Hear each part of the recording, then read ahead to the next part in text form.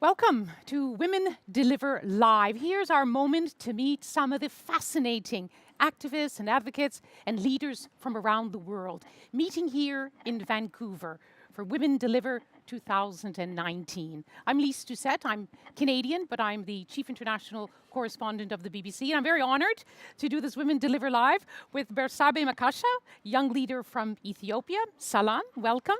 And also Arash Bordbar, who is from Australia via Iran. Khoshamadid. It's great to see both of you. These two young leaders are part of some 700 Women Deliver youth leaders who are gathering here in Vancouver for this very special conference. Let me start with you, Bersabeh. How did you get from Ethiopia to Vancouver? What's your journey to become a Women Deliver leader? Currently, I'm a doctor, a general practitioner stationed in a rural town in Ethiopia called Doucet. And I work as a general practitioner at a primary hospital there. But when I was a medical student, I was part of an organization named Ethiopian Medical Students Association. And within that organization, I've been volunteering and working on different sexual and reproductive health and right projects. One of them being Sexual Health Education for Better Awareness, SHEBA, Project SHEBA. And we've been doing that project with our partners in Denmark called IMCC, International Medical Corporation Committee. And so I have been working on that project, and through that I became a Women Deliver Young Leader 2018. I'm sure you're going to bring a lot of very interesting experiences and ideas here to the many other delegates. And Arash, what about you? How did you end up here in Vancouver? I mean, my background is civil engineering, but I can say the main core reason for me to be part of this cohort is that it started from my mom. As it always should start. Yes, this is I think where you get your strength Yes. and your reason and passion sometimes. And my mom is the one that was really strong and really broke all the barriers to be a strong person regardless of her gender. And as a former refugee, she raised me and my younger brother in the best shape, and that gave me a really positive reason to be a champion for change for gender equality. And Bersabeh is going to talk, I think, about with her experience as a doctor in sexual and reproductive health of women, health care. What are the big ideas for you at this Women Deliver? I think the big ideas, firstly, would be the hope. This is one of the, I think I can say, the global platform where everybody fights for gender equality. And the hope that is given to me is that, we can see, especially at this time where we have the biggest number of young leaders in the world ever, that the next generation and this generation are the one that actually can, achieve all of the goals that we are looking for. And it's interesting the language you use, Bersabeh. Do you sense now, it used to be that people would say, what can we do for you, you young generation? Let us, the older generation, we'll do it for you, and you'll say, thank you very much. Do you feel now that the space is growing for your own voices to be heard? Yes, and more so with the Women Deliver Conference 2019, with more than 1,400 young leaders are included in the platform, and their voices are actually heard. And nobody's asking them, what can we do for you? But what do you want to do in your generation? And what do you want to improve with regards to pretty much anything? So, and are you finding that the delegates you've been meeting, we can talk about the young leaders, but they come from very different countries, cultures, histories. There'll be a lot of different ideas even in that one generation. Yes, and that's really great because it's such a space to interact, to communicate, and to come up with better solutions for problems that we're facing continentally and internationally in general. So there's a wide variety of people with wide variety of opinions, but with respected opinions in this conference. So it's such a great platform for all of us to come together and share our ideas, which could be completely different from one another at some point, but it's an interesting perspective, and when all of that is put together, then it brings about a great learning from each other, and we'll learn from you. Arash, there's already been an event with the young leaders. I saw on social media all the cheering, and I thought, wow, what a great energy. But the title was very serious, Speaking Truth to Power. And as you know, both of you nodding, that's often that has to happen in our societies. What did you take from that session? I think one interesting thing is that, from going beyond their slogans and the symbolic way of, engaging young people in the high-level policy making and also in self-representation. I think young people know better, what's good for them, And instead of saying that, we work for you, we do the job for you, now it's more into the engagement, in a meaningful engagement of getting the help from young people to do the job, because I think they're really the expert in their own lives and also know what works better for them.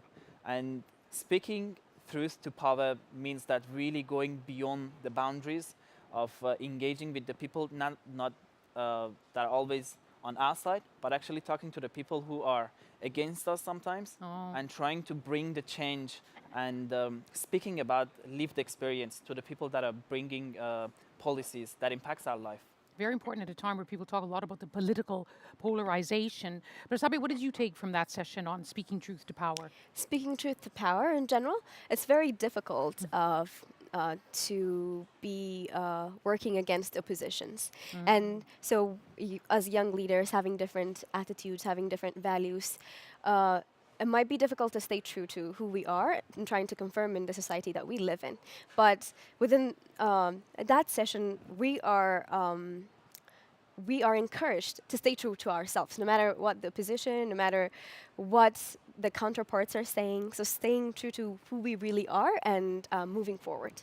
And of course, you come from Ethiopia. There's a lot of excitement now. You have a new prime minister. There's your first female president, first female head of the Supreme Court. Again, you're smiling. Yes. Is this just symbolic, or do you sense that your culture is changing? I don't need to tell you there's a deep-seated discrimination against women in your society. True. Yes, yeah. I could tell you that for most of the people, and including myself, who've been living in the city, this is a great thing. And we've been looking at it as an inspiration. But as a person who just got relocated from the city, and now I live in the rural community, and I go there, and I was able to observe that there is a lot of work that needs to be done. It's deeply rooted. It's deeply ingrained in who we are in general, our societal norms, culture. So there's a lot that needs to be done. So the fact that we have half of our parliament women, and the fact you that have like Canada, you have a gender balanced cabinet. That is true, but that has not much effect when you go to the rural areas and the communities in the house of everybody that's living in the rural side. But for the city, for most of us, I could tell you that it's been such an inspiration, and we've all felt motivated, and that we could actually go forward and our voices could be heard, and that we're actually equal. So does it actually, it may take a generation for the changes to spread from perhaps the more urban educated population out to the rural areas where most of the population live? Definitely. And it's definitely going to take a lot of years, because there's a greater opposition, even trying to have a conversation about gender equality. And so in this communities is very hard. And I have been observing that firsthand when I try to have a conversation about it. And in general, the society from around the rural areas have a strong front that things are supposed to be going the way they've been going. And that's accepted a norm, a culture, and a natural thing for that environment. So there's a lot that needs to be Arash, done. you're listening as someone who understands about the pace of change. It takes time in certain cultures. That some of them are more stubborn than others in terms of moving forward for gender equality. I think this has been the way it is for a long time, and nowadays we're really talking about it a lot. But I think having young people now really taking the lead, not again in a symbolic way, but really hearing about what happened in the pre-conference. Young people are politicians, they're running campaigns, they're running for the office, they're really bringing the change. That gives you a lot of positive hopes. And I think young people would be the only one to bring gender equality to reality, especially if we want to tie it to the Sustainable Development Goals, Goal 5. I think they are the generation that can really bring it into reality and let us see that real gender equality and talk the talk and walk the walk. Yes, because we often focus on women as if it's a women's issue, but in fact, the men have to change a lot too in sort of their sense of self. And wow, we're listening to some of this fantastic music. You'll hear more of it as women deliver, gathers pace. You can see this is just the opening now. Everything is just getting ready. But go ahead. men and women have to change if there is to, Exactly, if these that goals is are to be very true. I achieved. mean, we were just recently talking about this. I think it's heading up. It starts with us. Yes. And spread Yeah. being the Yes, each of us. this is a challenge that everyone faces. This is not only women and girls problem, course. and all of us have to agree that we have a role to play. So what are you going to do with your power? I think I'm gonna use my power to really raise the voice and talk about the challenges, but also some of the success and really great stories of my fellow women deliver leaders, and also to use my power to talk about some of the inequalities and condemn those, and really to support women. And as a man, to really use my power to talk about the positivity that working with women brings. And we heard from the CEO of the Women Deliver that having a gender equality world that will really help us to have a wealthier, healthier, more productive and more peaceful world that we can all live in together. Very good. And how will you use your power, Bersabeh? I'll use my power to fight for injustice, and I'll keep on pushing forward no matter the struggle, and I will keep on advocating for the rights of girls and women, and I'll keep on fighting for ending gender inequality.